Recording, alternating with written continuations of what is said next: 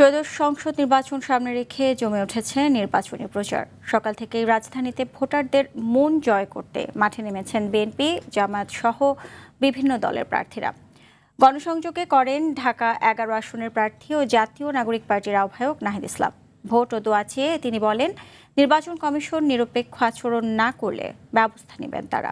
নিজ এলাকার মানুষের উন্নয়নের প্রতিশ্রুতি দিয়েছেন ঢাকা 16 আসনে বিএনপির প্রার্থী আমিনুল হক।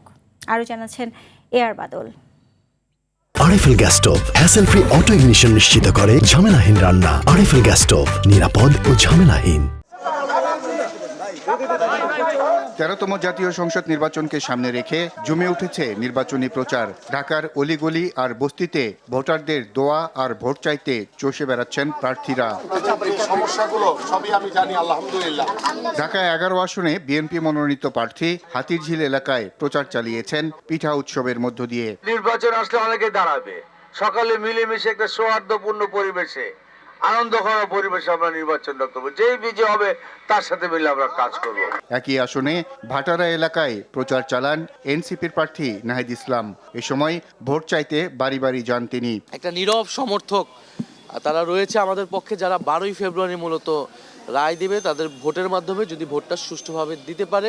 ঢাকা 16 আসনে মিরপুর 7 বস্তিতে প্রচার চালিয়েছেন আমিনুল হক। এ সময় বস্তি পুনর্বাসন সহ নানান প্রতিশ্রুতি দেন তিনি। আমরা এই মানুষগুলোর কাছে আমরা প্রাথমিক স্বাস্থ্য সেবা পৌঁছে দিতে চাই বিনামূল্যে, এবং আমাদের এই এলাকায় আমরা জিরো টলারেন্স নীতি গ্রহণ করে মাদক, আমাদের চাঁদাবাজি থেকে আমরা এই এলাকাকে মুক্ত করব ইনশাল্লাহ।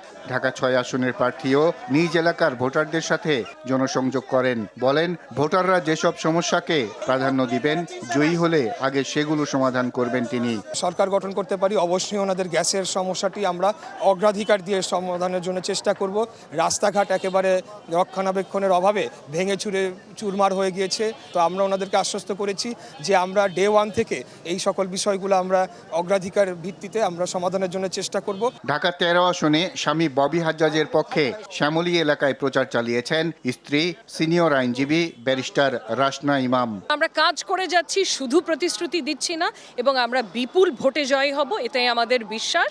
এআর বাদল, RTV, ঢাকা।